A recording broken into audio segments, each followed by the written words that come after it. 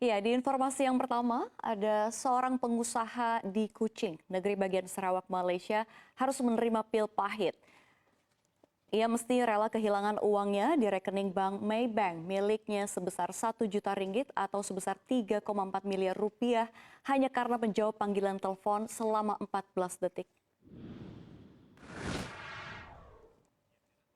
Ini dialami oleh Lee, korban mengangkat telepon anonim dari seseorang yang mengaku dari perusahaan pengiriman Malaysia, yakni Pos Laju. Kejadian ini terjadi 26 Februari lalu, sekitar pukul 15.00 waktu setempat.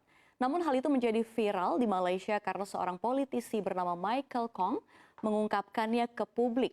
Sebagaimana dimuat World of Buzz, setelah korban Lee memeriksa rekeningnya, ada transaksi 1 juta ringgit telah ditarik tanpa persetujuan atau otorisasinya. Menurut catatan bank, uang miliknya ditransfer ke perusahaan telekomunikasi swasta Celcom. Hal ini kemudian dilaporkan ke Maybank dan ke polisi, dan kasus itu pun kemudian dilaporkan sebagai cara scammer terbaru.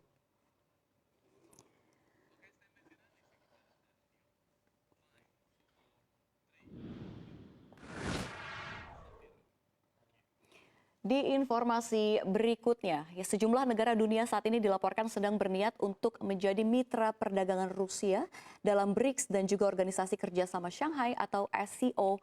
Dan hal ini terjadi saat negeri beruang putih dikenai sanksi ekonomi oleh Barat dan sekutunya akibat perang di Ukraina. Menteri Luar Negeri atau Menlu Rusia Sergei Lavrov mengatakan negara-negara yang ingin menjadi bagian dari BRICS dan SCO memiliki peran penting di wilayah mereka.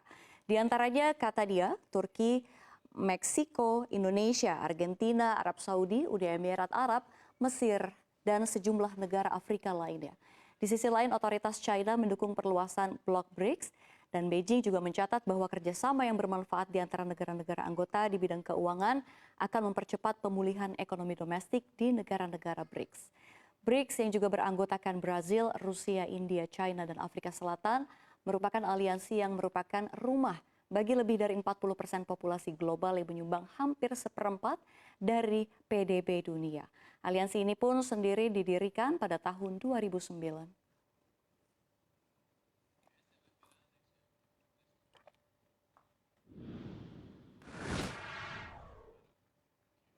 Di informasi selanjutnya, pembuat kendaraan listrik Telsa Inc. akan membuka kantornya di Malaysia.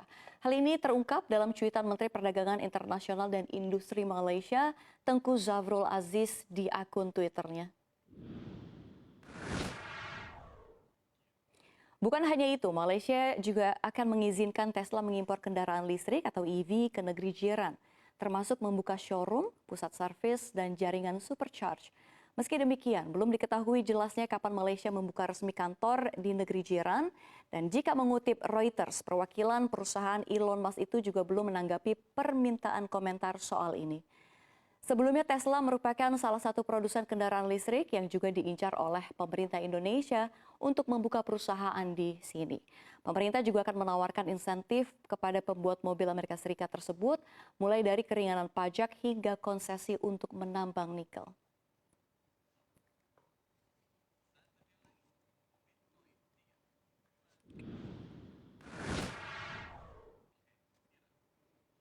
Ya, ini yang sangat menarik. Di informasi yang terakhir, ada orang tak dikenal dilaporkan telah merampok blogger investasi Yuri Boydsoff di Bali. Menurut saluran Telegram Baza, 4 pria menyerang Boydsoff di vilanya dan memaksanya untuk membuka kunci ponselnya.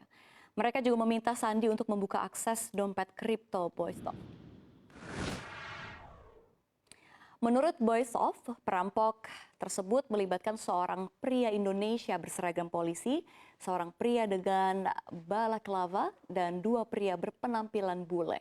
Namun para perampok mengklaim bahwa Boydsoff telah melakukan penipuan terhadap seseorang dan menuntut untuk memberi mereka uang. Setelah menolak, mereka menghajar Boydsoff dan memaksanya untuk mentransfer 284 ribu dolar Amerika Serikat atau sekitar 4,3 miliar rupiah dalam Bitcoin ke rekening mereka. Mengingat transaksinya dalam jumlah besar, para perampok harus melalui verifikasi dengan foto dan paspornya yang dikirim ke customer service. Dikutip dari Getblog, polisi dilaporkan berhasil menemukan salah satu tersangka dalam serangan itu, tetapi dia menyangkal kesalahannya dan mengklaim bahwa Boysov sendiri adalah penipu dan harus disalahkan atas apa yang sudah terjadi.